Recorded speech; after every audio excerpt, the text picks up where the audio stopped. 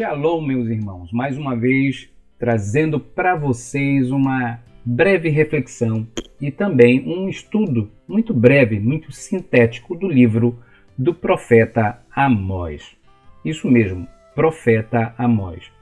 E eu, ao estudar, eu venho lendo esse livro há algum tempo e tenho parado para refletir sobre o nosso papel social, a nossa contribuição com a sociedade, nossos compromissos, nossas responsabilidades para com o coletivo. O profeta Amós, ele é uma voz profética que vai ecoar no momento e muito interessante de Israel. Ele vai profetizar entre o governo de um rei. Ele morava, por assim dizer, Israel havia sido dividido. E quando Israel foi dividido, ele foi dividido entre duas grandes porções, ou duas tribos, a tribo do norte e a tribo do sul. A tribo do sul, a capital era Jerusalém, e a tribo do norte, cuja capital era Samaria. Ele, Amós, ele é um profeta que reside lá na tribo do sul. Porém, ele é chamado, ele é vocacionado por Deus para profetizar as tribos de Israel. E a temática dele, não apenas contra a tribo de Israel, mas ele inclusive faz menção também às raízes do seu povo, de sua tribo, denunciando o abandono da fé e as desigualdades sociais. Porque eu tenho enfatizado em alguns momentos essas temáticas? Porque nós estamos vivendo momentos que antecedem eleições no nosso país. É preciso falar sobre responsabilidade social, é preciso falar sobre política, é preciso falar sobre transparência, é preciso falar em comprometimento social, é preciso falar sobre desigualdades sociais, é preciso falar também sobre fé. E por isso eu quero convidar vocês a refletirem comigo sobre essa temática no livro de Amós, no capítulo 1, versículo 1, que vai ser dito desta forma aqui. Vamos lá. Diz assim, eu vou ler o texto em hebraico e logo embaixo está a tradução que você pode acompanhar. Divrei Amós, palavras de Amós. Asher haya vanokdim mitkoa, quando ele estava entre os pastores em Tecoa. Tecoa é uma cidade pequena que ficava em Israel, tá? Na tribo do sul. Então, Divrei Amós Asher haya Banokdim Mitkoa. Asher Hazá, que ele viu, que ele contemplou. Aqui, Hazá é uma visão profética. Então, ele teve uma visão profética. Asher Hazá al Israel bimei Uzziah Mele Yehuda. Então, ele viu, ele teve essa visão e então ele vai contextualizar, ele vai botar dentro de uma cronologia, dentro de um tempo, ele vai mensurar para que as pessoas tenham percepção de em que momento histórico isso ocorre. Asher Hazá al Israel bimei Uzziah Mele Yehuda. Então ele teve essa visão profética nos tempos ou no período do governo do rei Uzias, que era rei de Judá. Mas ele diz, Uvimei Yerovam ben Yoaz mele Israel. Então ele também foi um período equivalente ao governo de Jeroboão, filho de Joás, o rei de Israel. Shenataim lifnei haraash. Então foram 2 anos antes de um grande acontecimento, de um terremoto. Esse é o contexto histórico, em que momento. E é uma coisa interessante, embora ele seja um profeta que é de Tecoa, uma cidade que é do Reino do Sul, ele é convidado a profetizar a casa de Israel, ao reino de Israel, a tribo de Israel, cuja capital é Samaria. E nesse momento histórico, Samaria estava sendo governada por Jeroboão, Yoravam ben Yoás. E o que é interessante, o rei de Israel, Mele Israel, o rei de Israel. Esse período é caracterizado por um avanço do desenvolvimento econômico, de expansões territoriais. Era um momento de um aparente crescimento econômico desta nação. Então, por que Deus precisaria levantar um profeta para profetizar contra um reino aparentemente próspero? É uma questão que se pensa quando se lê o profeta Amós. Por que profetizar contra aquilo que está dando certo, daquilo que está tendo sucesso? E nós vamos entender, e ele citou isso 2 anos antes de um acontecimento que seria um terremoto. Então vamos em frente? E é uma coisa interessante que ele diz aqui. Lo navi anochi. Eu não sou um profeta. Eu não sou um profeta.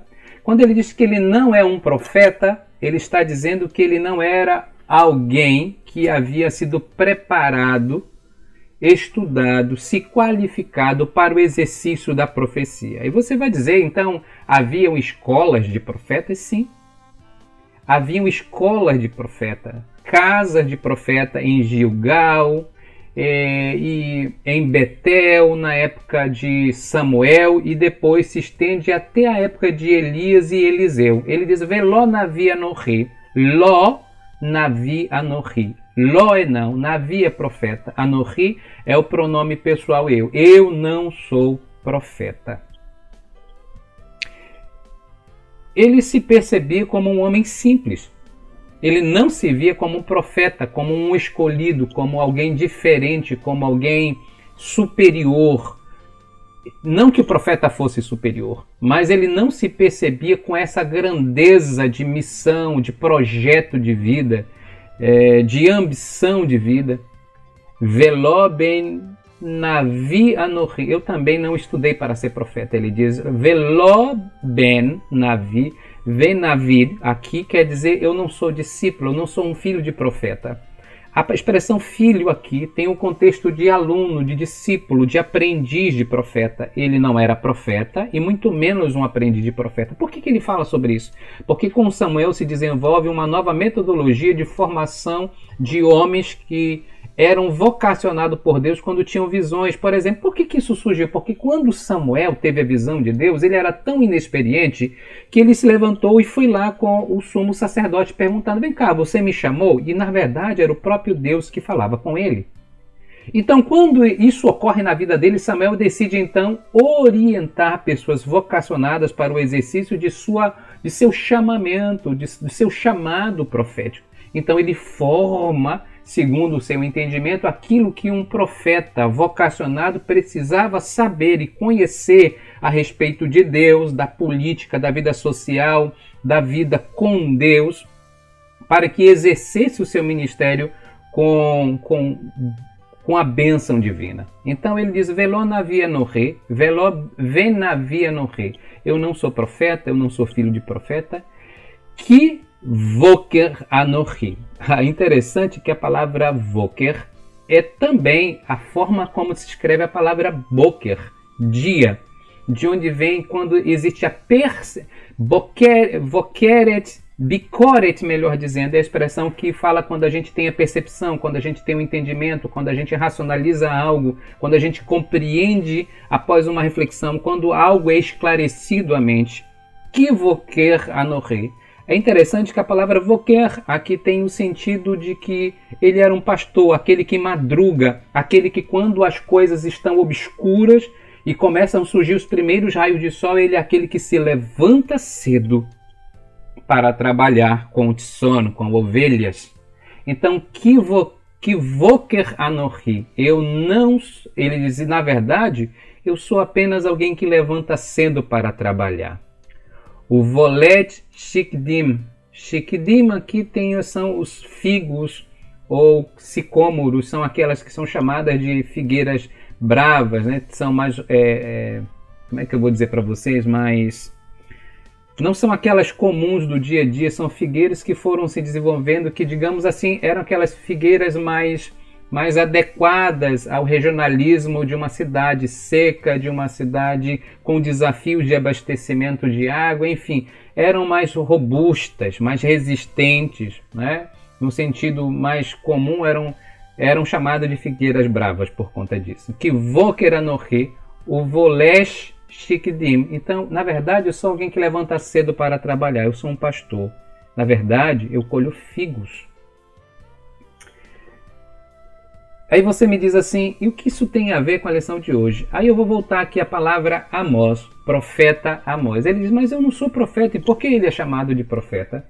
porque ele não se percebia como um profeta. E profeta, o que é o profeta? Profeta é aquele que fala os desígnios de Deus, que comunica os propósitos de Deus ao povo, que anuncia os oráculos divinos, que anuncia as sentenças divinas, que anuncia a mensagem divina e, de acordo com o livro de Devarim, Deuteronômio, apresentava algumas características, entre eles sinais de que de fato Deus falava por seu intermédio. Mas além de que ele falasse ou anunciasse um sinal, um prodígio extraordinário da parte de Deus, ele também não poderia, com sua profecia, contrariar os princípios estabelecidos, revelados por Deus a Moisés, lá nos livros de Moisés, que é Gênesis, Êxodo, Levítico, Números e Deuteronômio, que também é conhecido em hebraico como Torat Adonai, a instrução de Deus. O profeta é alguém que fala em nome de Deus, muitas das vezes precisando apresentar um sinal, um indício, uma prova de que Deus fala por intermédio dele, mas o que ele fala não pode contradizer aquilo que já foi determinado e escrito por Deus naquilo que é considerado Torat Adonai, uma instrução do Senhor. E a mensagem que ele anuncia fala de um combate, de uma luta, de uma denúncia que nós iremos ver posteriormente contra o abandono da fé e contra as desigualdades sociais. Então nós vemos um homem simples, um pastor de uma cidade pequena, com uma grande responsabilidade, mas que não julgava a si mesmo um profeta, que não julgava a si mesmo muito menos um estudante de teologia da melhor faculdade de seu tempo. Mas ele via a si mesmo como Kivoker Anohi, como um pastor, como alguém que levanta cedo para cuidar de um rebanho. O Volesh Shekdim, ele era um colhedor, era alguém que trabalhava duro, era alguém que trabalhava, como muitos de vocês, como muitos de nós, que cedo da manhã precisam se levantar, precisam trabalhar, precisam praticar e exercer suas profissões com muito esforço. Ele diz, eu sou isso. Entretanto, olha só o que ele vai dizer. Vai Karreni Adonai, mas aquele que me tomou, aquele que me escolheu, aquele que me vocacionou, aquele que me chamou, Me'acharei Hatson, aquele que me tirou de trás do rebanho, ou seja, de dentro do rebanho, Vaiomer Elai Adonai, ele, o Senhor, o próprio Eterno, ele veio a mim e me disse, ele falou comigo, ele testemunha comigo, dizendo, Lechá, vai, caminha, anda, te apressa. E navê, e profetiza, anuncia, proclama. Ele diz ler, melhor dizendo, nelechá. Ler é uma expressão que indica pressa, urgência. Aí surge uma pergunta. Ora, se Amós profetiza em um tempo que tudo estava dando certo, que as fronteiras de Israel voltavam a ser restabelecidas como anteriormente, que agora a política parece que foi a política certa para o povo, porque, entre aspas, o povo prosperava, a riqueza chegava ao país. Mas Deus está dizendo, ler inavé, vai, seja urgente, anuncia, elami, ao meu povo, Israel. Por que eu trouxe Amós? Porque nós estamos também vivendo um tempo que nós saímos de uma crise pandêmica, de problemas de saúde que afetaram o mundo todo, que ceifaram milhões de vidas e que outros problemas, outros desafios ligados à saúde estão surgindo, que apesar de tudo, da inflação alta, há um esforço do governo de um modo geral para buscar melhoria, mas ainda assim ler e naver, há uma urgência de que seja anunciada. Amós, ele é o paradigma, ele é o modelo, ele é um padrão de referência que deve nos nortear, que mesmo em tempos de aparente progresso econômicos, políticos, ou até mesmo bélicos, como era o caso de expansões territoriais, que muitas delas eram conquistadas em meio às batalhas corporais que eram travadas de forma muito violenta.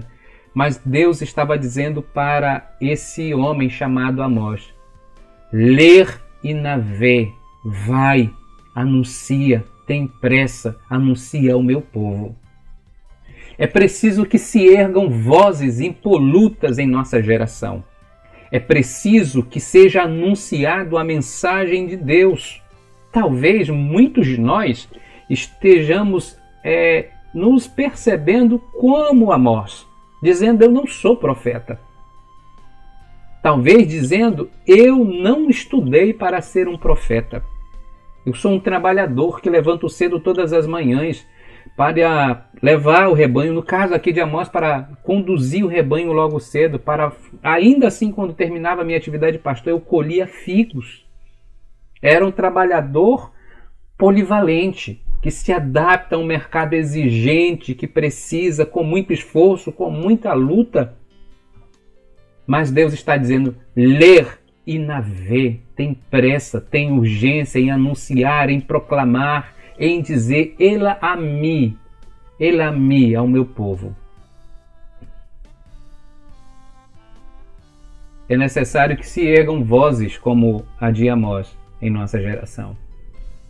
Não pensemos nós, olhando para as páginas do Novo Testamento, que as mensagens proclamadas e anunciadas nos evangelhos sejam puramente mensagem de cunho de transformações espirituais ou emocionais de alguns. Não, meus irmãos. São convocações, são chamados ao arrependimento para mudanças de atitudes. Bem-aventurados os que choram, porque serão consolados. Bem-aventurados os que têm fome e sede por justiça, porque serão fartos. A Bíblia fala de muitas questões sociais. O próprio Jesus, parte de sua mensagem, eram mensagens que procuravam conciliar a prática da espiritualidade com os desafios sociais do seu tempo, mas nunca deixava de anunciar ao povo o verdadeiro conceito de conversão, de arrependimento. Porque hoje arrependimento, para muitos, é simplesmente para a igreja, para os templos, chorar. Não que isso seja irrelevante, porque é bom que o homem, a pessoa, o indivíduo extravase suas emoções, mas a verdade é que muitos só colocam para fora porque muitas das vezes estão cheios e carregados de emoções dolorosas e que de fato eles precisavam era serem tratados, curados, apacentados. E muitas das pessoas vão para a igreja nessas circunstâncias, para os templos, para os santuários e voltam de lá como saíram. Choram, mas voltam vazias. Porque talvez precisem se erguer a Amós, que profetizem, que anunciem, que levem as pessoas a confrontar os seus temores, os seus medos, que os estimule, que os desafie, que os coloque diante de uma decisão para que precisa ser tomada na vida, para que de fato a bênção de Deus ocorra na vida deles. Precisamos, talvez, quem sabe, eu sempre digo que existem duas formas de profetizar.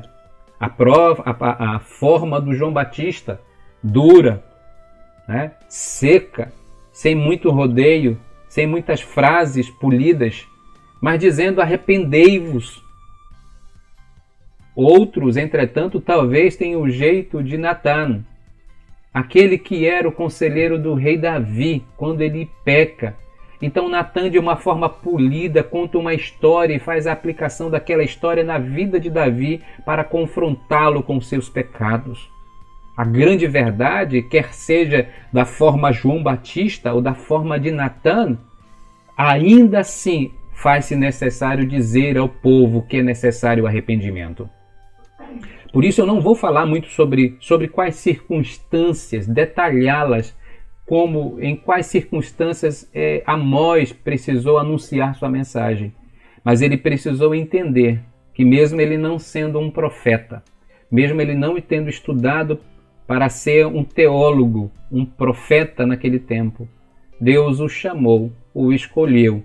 Isso também não quer dizer que nós não devamos nos preparar, nos estudar, nos aproximar, não, porque embora ele fosse um pastor de ovelhas, um homem do campo, um agricultor, um vaqueiro, por assim dizer, na nossa linguagem aqui, ele era um homem esclarecido.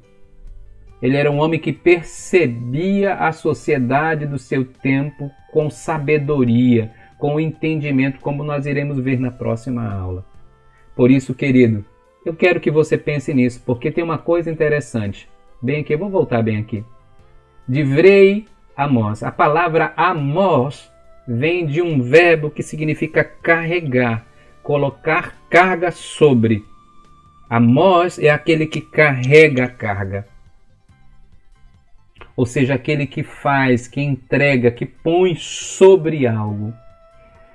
É preciso, meus irmãos, e colocar sobre algo indica uma atitude de colocar talvez a leitura numa linguagem um pouco mais solta do nome de Amós, seja aquele que leva as pessoas a se confrontarem com seus próprios pesos, que os desafia a assumirem, a confrontarem os seus temores, os seus pecados, as suas fragilidades, para que então possam ser tratadas e acompanhadas pelo Senhor.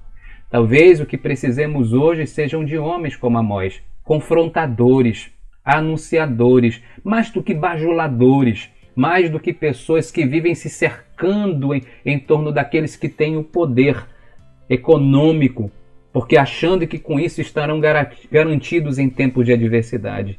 Mas depois eu vou falar sobre isso no próximo vídeo, ok? Então eu quero convidar você a ser, quem sabe, um Amós, aquele que carrega uma mensagem, uma sentença divina. Talvez você até me diga: eu não tenho tempo, porque primeiro eu nem sou um profeta, eu não sou um pregador, eu não sou um anunciador. Anuncie. Profetizar no sentido aqui, não no termo técnico da palavra de tornar-se um profeta, mas de ser um oráculo, um porta-voz da mensagem de Deus às pessoas. Talvez você diga: eu não sou essa pessoa. E talvez eu não tenha estudo suficiente. Mas se você tem a capacidade de perceber as desigualdades sociais que te circundam, se você tem a capacidade de perceber que muitas pessoas estão abandonando a essência da fé, da confiança em Deus e abrindo mão desses valores e se aproximando da ideia da corrupção, do pecado, da transgressão, das desigualdades sociais, se você tem essa percepção, você pode ser aquela pessoa que vai dizer para o mundo, vai carregar para as pessoas e anunciá-las, dizendo: transmite a minha mensagem ao meu povo Israel. Talvez você que me ouve seja vocacionado por Deus.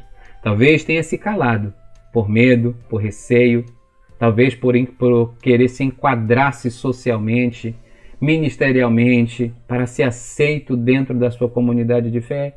Eu não sei, mas você talvez saiba. Então por isso eu quero finalizar esse vídeo com uma pequena oração. Vamos orar? Bendito Deus e Pai, nós te louvamos e te agradecemos porque Tu és o Deus da graça e da misericórdia. Tu és o Senhor que vocaciona, que chama. És o Deus também que nos confronta diariamente com os nossos desafios, com os nossos medos, com os nossos pecados, com as nossas fraquezas. Mas sempre nos dá a possibilidade de fazer tudo novo a cada manhã, porque fazes nascer o sol sobre todos, justos e injustos. Então a própria natureza nos convida diariamente a tomarmos decisões que nos aproximem de Ti. Eu oro por essa pessoa que me acompanha agora no canal da UPAN Sem Fronteira, que talvez enfrente dificuldades, mas que lá no fundo ele se sente que está na hora, que ele precisa ter uma atitude de deixar de ser passivo, de ver tanta desigualdade, tantos crimes, tantas irregularidades, tantas coisas ruins e não fazer nada, calar-se. Talvez o que ele esteja ouvindo, Senhor, seja ler, Inavé, proclama, anuncia, elamia ao meu povo. Talvez seja isso que ele esteja ouvindo agora. Por isso, meu Deus, fala-lhe ao coração. Que se levante muitas vozes proféticas na nossa geração. Que se levantem homens e mulheres que tenham a capacidade de fazer uma leitura sadia da realidade que nos cerca, mas ainda assim apresentar uma alternativa de que o Senhor pode mudar a história, não só deles, mas das pessoas que estão ao seu redor também. Por isso, abençoa-os nesse dia, em nome do Senhor.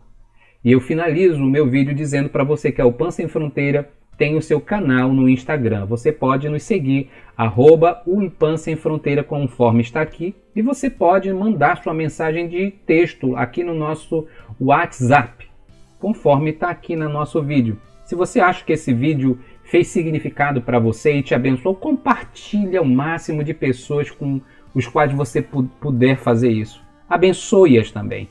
E além do mais, aproveite e deixe o seu like. Se você sentir no seu coração que pode e quer fazer uma contribuição com esse canal, aqui tem o QR Code que você pode mirar quando entrar lá no seu Pix lá, ou com o seu aplicativo de banco. Você vai clicar, vai mirar em cima dele com a sua câmera, vai reconhecer, e você lá não tem nenhum valor estipulado, você pode colocar o valor que você julga que pode abençoar esse canal, ok? Então eu peço para você, nos siga lá no Instagram, fale conosco no WhatsApp, mande suas dúvidas em relação a esse conteúdo, ok? E eu espero que a sua vida seja um canal de bênção no nome do Senhor. Fica com Deus, um forte abraço. Shalom, shalom.